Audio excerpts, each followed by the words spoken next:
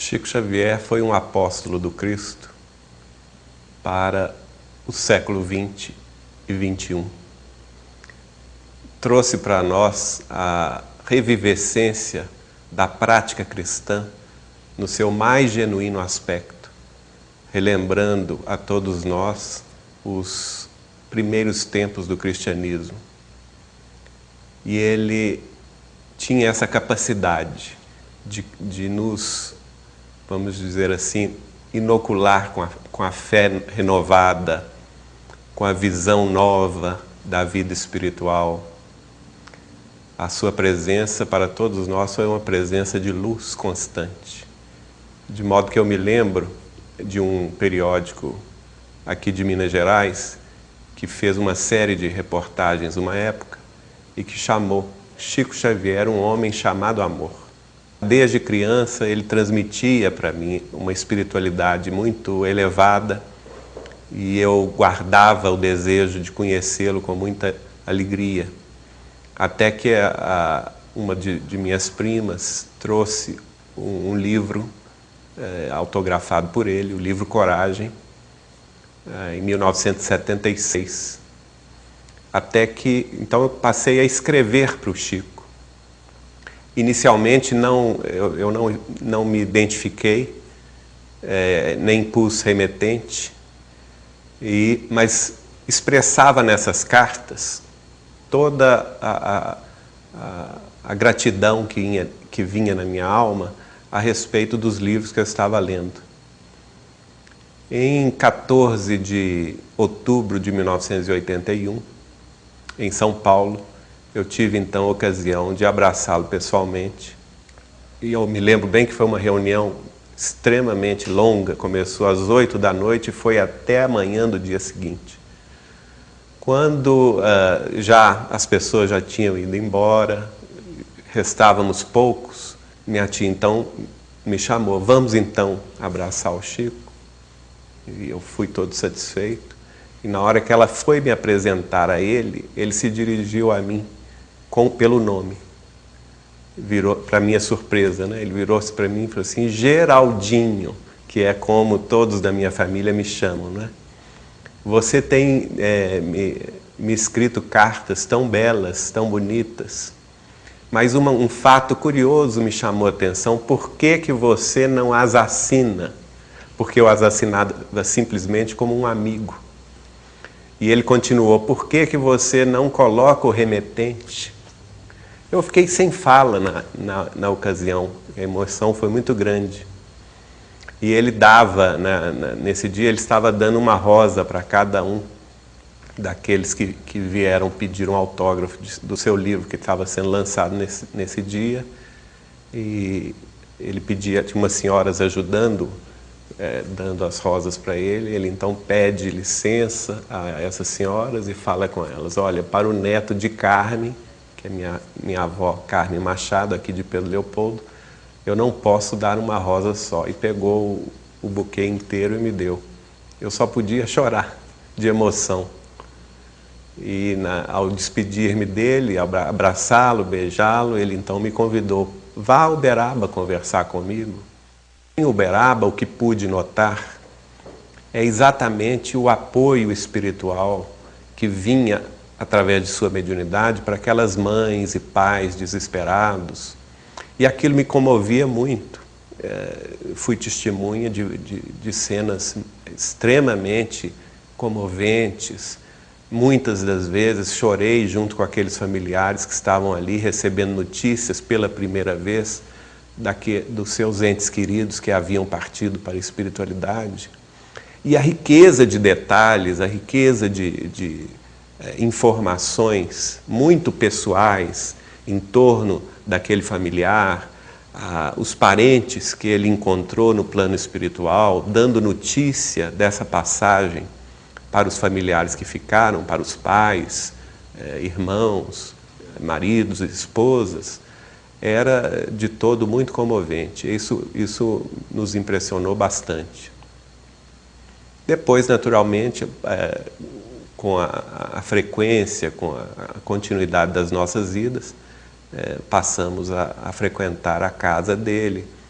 inicialmente com lanche, com o almoço, e a partir daí nossa intimidade se tornou maior. Sempre lutou muito com as dificuldades orgânicas, mas o mais curioso, que muitas vezes nos surpreendia, era a sua boa disposição, a sua alegria contagiante, não é? A sua determinação em continuar trabalhando. E isso nos impressionava. Várias vezes encontrei o Chico acamado, de cama, não é? E julgava que naquele final de semana não teríamos reunião, justamente por causa da sua situação de saúde. E, no entanto, uma hora e meia antes da reunião, ele se levantava e parecia outra pessoa, extremamente bem disposto e decidido a servir mais uma vez em nome de Jesus. Chico tinha uma mediunidade realmente espantosa. Ele várias vezes chegou a me dizer, principalmente nos anos 80 e início dos anos 90, que ele já não identificava quem era encarnado e quem era desencarnado. Teve uma cena que me emocionou, e a todos que estavam presentes, até as lágrimas, foi quando duas senhoras, uma senhora e sua filha, provenientes de Goiânia, chegaram para abraçá-lo no almoço de sábado na sua casa. E ele, primeiramente, abraçou a mais nova, com muita alegria. Elas estavam chorando, não é? Depois ele abraçou a senhora mãe da primeira, com o nome e tudo mais. E, em terceiro lugar, ele fez menção de abraçar uma outra. E fez o gesto de abraçar esta outra, que nenhum de nós via, não é? E falou o nome desta outra. E quando ele falou o nome dessa outra, aí é que as outras duas senhoras começaram a chorar com muito mais emoção, dizendo para ele: Chico, mas essa é vovó, a vovó já partiu. E a outra fala assim: é mamãe, Chico, é mamãe. E ele ficou surpreso também, porque o que nos pareceu é que nem ele tinha identificado que esta senhora havia partido. Tal a naturalidade da mediunidade dele, da visão espiritual dele, que confundiu dela estar entre nós, encarnada entre nós. E ficou surpreso e falou com elas: mas ela já partiu, mas ela está tão bem aqui conosco. E aí foi uma emoção geral, não houve quem não chorasse nesta cena. Ele dizia que conversava muitas vezes com Herculano Pires sobre a questão da mediunidade. E já encarnado, Herculano Pires dizia para ele: Chico, o médium é um ser interexistente. Passaram-se os anos, Herculano Pires desencarnou e Chico estava psicografando no Grupo Espírita da Prece, em Uberaba, quando desligado, já em trabalho mediúnico, recebendo uma mensagem de um filho para uma mãe, aqui na Terra, lá no Grupo Espírita da Prece, ele, desligado do próprio corpo, em desdobramento espiritual, viu a chegada de Herculano Pires.